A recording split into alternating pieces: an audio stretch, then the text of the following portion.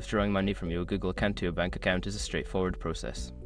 Follow these steps to ensure a smooth transaction. Step 1. Sign into your Google account.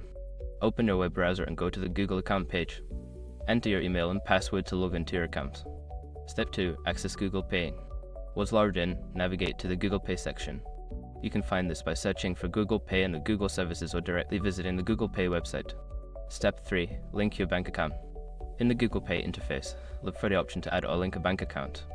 Follow the prompts to enter your bank account details, including your account number and routing number. Make sure the information is accurate to avoid any issues. Step 4. Initiate the withdrawal. After linking your bank account, go back to the Google Pay main page.